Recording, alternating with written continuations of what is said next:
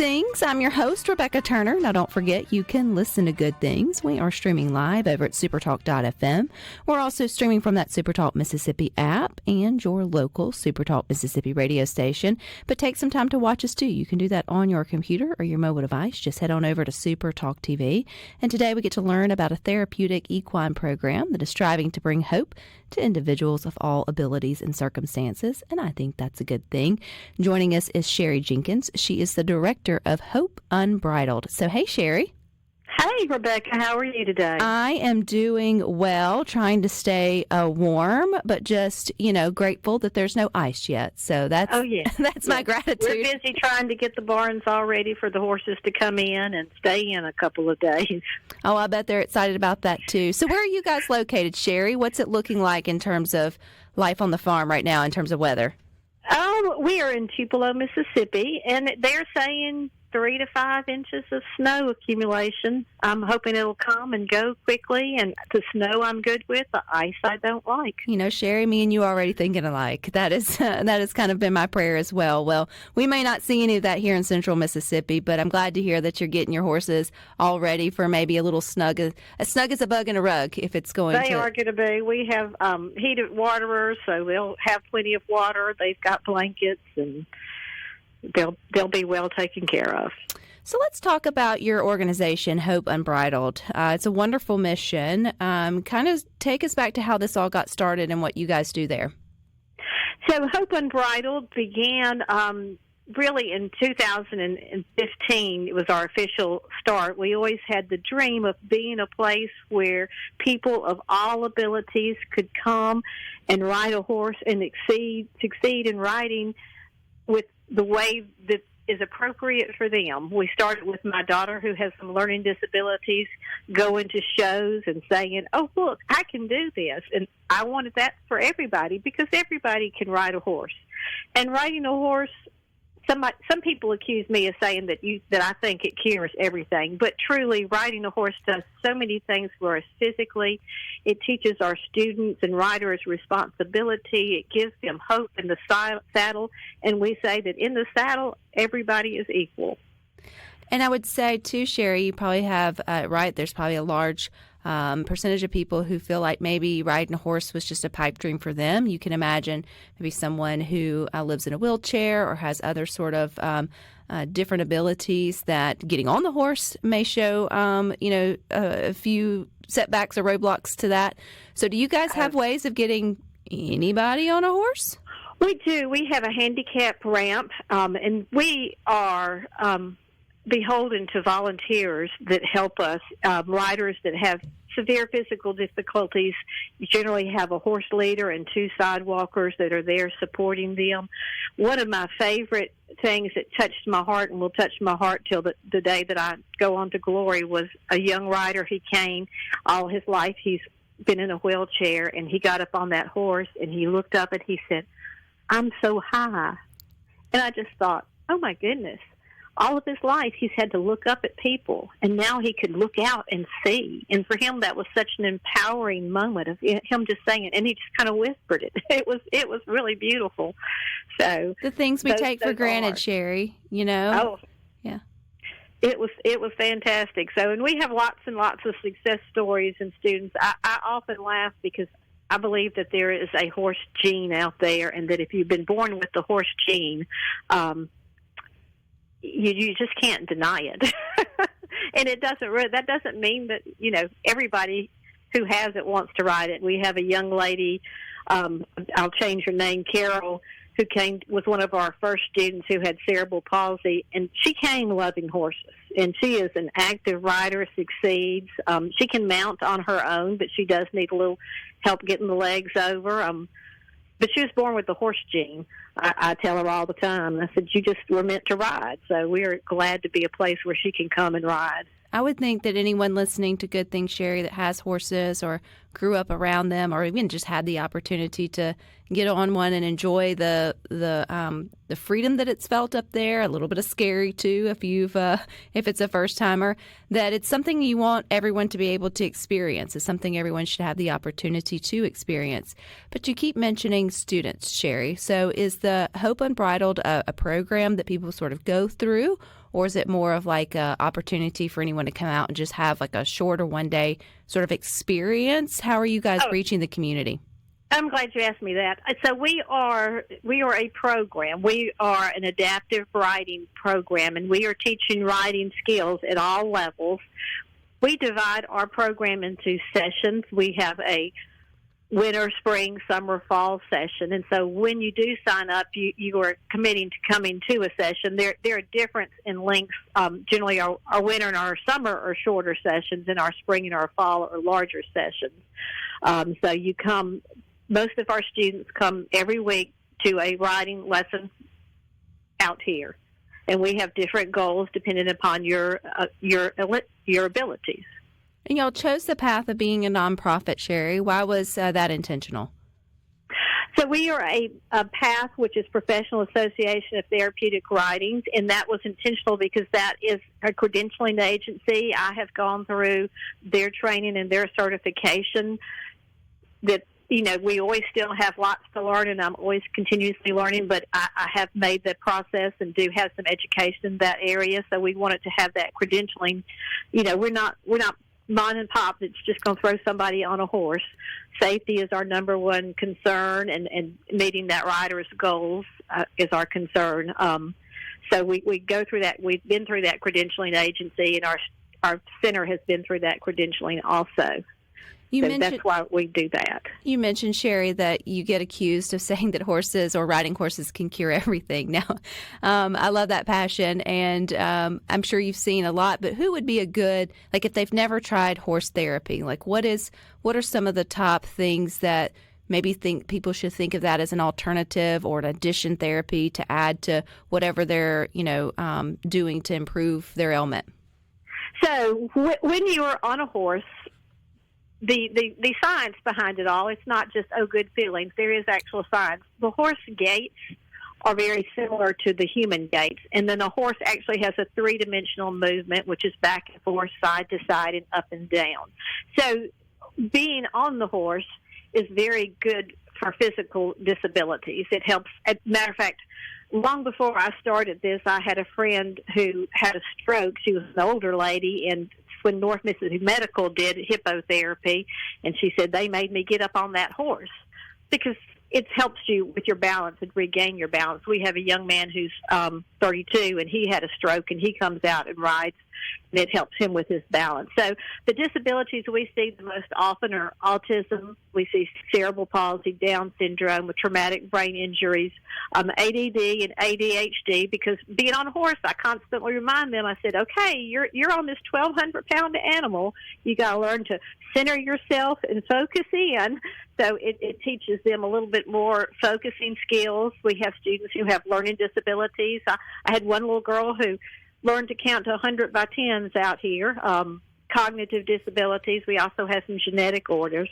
And we've worked with students who are extremely shy and are overcoming their shyness and anxiety. So, it's a whole range of things that horses will help with. But they help with because of their movement. And horses are also empathetic creatures.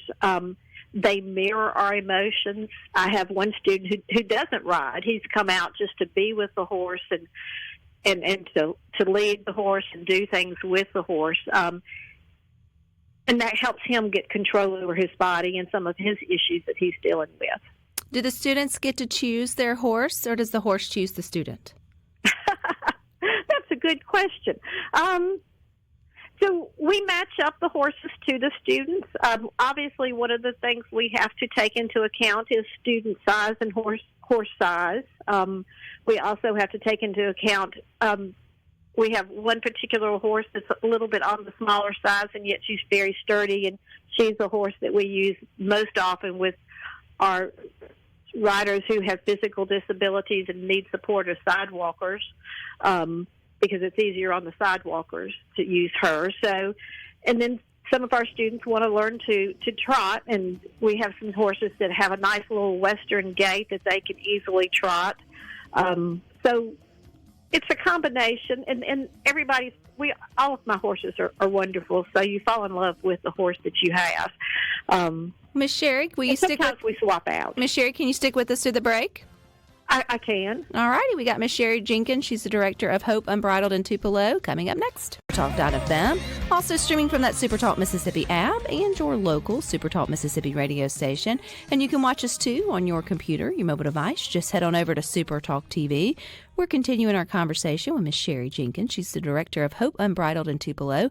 They are a therapeutic equine program and striving to bring hope to individuals of all abilities and circumstances. Miss Sherry, how many horses do you guys have there? Hope Unbridled has 8 horses. And then how many students do you all have? So our student population changes for the winter session. We've got 34 that are signed up. In the last fall, we had 51, and that's our highest number. I'm looking for our spring to be probably around 60. How often do they come through the program? Or I guess how long does the program last there? You mentioned a fall and a spring. How many weeks is it? So they're different size lengths and weeks. Generally, our fall is about 15 weeks. Our winter is 8 weeks. Spring's probably about 15. Fall and spring will be your larger ones, with winter and summer being smaller weeks, smaller sessions. Do you have people or students who come back spring and fall and multiple times? Oh, yes. Yes. The ones that ride through the winter are our hardy diehards. We always say you've got to be willing to ride when it's 40 degrees if you want to ride in the winter. And they say, oh, yeah, we'll ride. Matter of fact, last week I had people call me up saying, we ride? And I said, up to 30s is a little bit too cold. So the horses want to stay in and be warm, I'm sure, too. Well, they may be adapt to it. Volunteers and the staff, anyway. But yeah. And when you have their fingers and hands and their nose are running, because we don't have a place. There is one handicap riding program and they ride through no matter what, but they also have an enclosed and a horse simulator that they use. We don't have that here. You're outside, so it gets kind of chilly. So we hadn't ridden last week, but we'll start Monday. You guys are located in Tupelo, Miss Sherry. Do you know, are there other therapeutic equine programs across the state? It sounds like this would be something so many listening would want to take advantage of, particularly about the benefits that come with it. I knew the therapeutic benefits of horse riding for anxiety, depression, sadness, just overall kind of, pet therapy or animal therapy in general can be for. I was not aware of the benefits in terms of like stroke and balance and some of the other stuff. And what a unique sort of asset if you can get into one. Are there others throughout the state? Not that you know them by name, but Mississippi State has one, and there's another one in Starkville. In Dogwood is its first name. I'm not sure the second part of it. There is one out of Columbus. There's a large program out of Collierville called, oh goodness, now the name slips. Southern Range is out of Collierville, and they are a large center and have a very diverse program. Would it be something ones that for are in our area? Folks listening, would they just Google therapeutic equine programs? Like, is that something? They will, and Hope Unbridled comes up. It should come up, and then you just contact me, and we do have, so if you're interested, you contact us, and we send you an email that has information and a student information and sign-up form. After you fill that out, we schedule a trip to come to the barn because we want to talk about goals, and we want to make sure that our services and what you're looking for, that they fit each other. So we do have a barn visit, and from there we try and schedule lessons. So this would be your 10-year anniversary, Ms. Sherry, if you started Unbridled, or Hope Unbridled, in 2015. What's it like to be a decade into bringing it to life? Well, it's wonderful. I am excited about celebrating 10 years, and I'm like, oh, my goodness, we've come a long way. We really had a lot of growth in the last 3 years have been our big growth years, and I'm looking so much forward to what the future is going to bring for Hope Unbridled. We have 2 programs that we're hoping to incorporate. One is to pair with a physical therapist to do hippotherapy, which is physical therapy on a horse that has to be done by a licensed therapist. And I've always been my desire to have a program for troubled adolescents, because I think that being with horses can help us make new connections. So we're looking forward to those things. This year we're hoping to make ourselves a little bit more self-sustainable. Right now, we're all volunteers out here. None of us get paid, and that's a wonderful thing, and we love what we're doing, but we recognize in order to grow, we've got to pay some salaries. So we're reaching out to businesses and sponsorships to help us in that growth in that area. Well, if there's, I guess if folks are listening and it feels like it lines up with their values of their business or just personal, they too can just reach out to you, Miss Sherry, and think about partnering or helping out.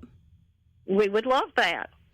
I think this is cool. So you started all this because it was your daughter, Miss Sherry, who wanted to ride a horse? Yes, ma'am. My daughter, when I started looking into therapy, she has some sensory issues and cognitive issues.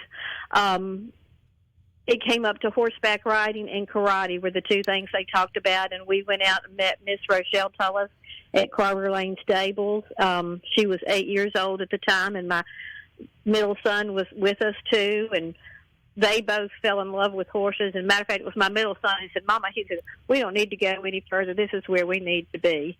And he blossomed and she blossomed, and she just fell in love with horses and riding and showing. So that became her thing to do.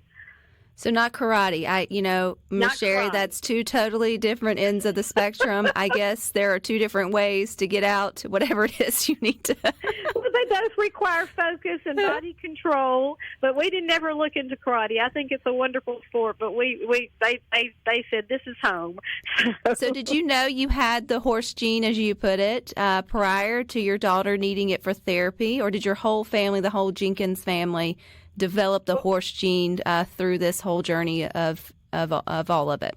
Well, now, my husband had horses growing up, so he had horses. I never got to be so lucky. My mother and father would have told you it was the only thing in life that I wanted that I never got, but they always said, no. But I had a friend, and I got to ride her horses, and anytime I'd get around a horse, I'd call them to me. And, and then teenage years happened and college years, and I really had kind of wasn't in the horse world until my kids brought me back to the horse world. And we got a family horse, and I said, I don't get to ride the family horse very much because y'all are riding. I need a horse. So anyway, and thanks to Rochelle Tullis, she got me back into riding. So, all that horse gene, and now my husband thinks that's the only thing I think about are horses. So, well, and my neighbor, he said, Sherry just sees, I can put a horse here, a horse there. Well, you know what? But you're doing the Lord's work with those horses, Miss Sherry, so you're doing some good things with them. Who gets to name them? Who gets to name the horses? So most of the horses that have come here have come by donations. Angela Cook has bought several for us, too. So generally we stick with the name that they come unless we just are really like, don't think I can do that. One of the horses we have here now her name is now Rose. She came as a Dakota, but we had Dakota, and I said, I can't do a second Dakota. So she's Rose, but we all kind of talk, and I guess in truth I have the final say-so. So. Do you have a favorite horse, Miss Sherry? Are you allowed to do that? Is it like your children? Are they listening? I Are you in the barn? I have a personal horse, and he's lovely. His name is Cashmere, and he's just the sweetest can be. My favorite horse died a year ago, though. Her name was Dakota, and she was Hope Unbridled's horse, but she was my heart horse. And she was the best. I used to laugh because I would say to people, when Dakota dies, I'm quitting. I didn't, obviously, but you still got a lot of work left in you, Miss Sherry. A lot of people to sort of help and, hold it to you that horses can cure anything. That's what Miss Sherry said. So they're good for you. They're good for you. Yeah. Okay. So in terms of a website, Facebook page, where would folks go to find out more about Hope Unbridled there in the Tupelo area? HopeUnbridledEquestrian.org, and then Facebook, we're Hope Unbridled Equestrian. All righty, Miss Sherry. Well, I appreciate your time. You get them snug as a bug in a rug. Do they like any special treats? Do they eat apples? They eat anything and everything. They particularly like soft peppermints. They think those are wonderful. Really? That's I've never heard that, but you make sure you give them a peppermint or two if it starts to snow on them. But I know you have them as warm as they can be, and so they will be good. They will be good. Well, okay. I appreciate your time. Well, thank you so much. I enjoyed it. There you go. Yep, I fall in that boat, Rhino, of something I asked for and I never got. For years, I begged Daddy for a horse. My neighbor had horses. I even got the opportunity to be their surrogate daughter because she had 2 sons to do the mom and daughter showings at the Mississippi Fairgrounds. And a lot of fun. But Daddy was like, let your neighbor have the horses. And it turned out okay. But you've got the horse gene or you're not. But it's hard to not love a good horse. All right, stick with us. We got more good for you coming.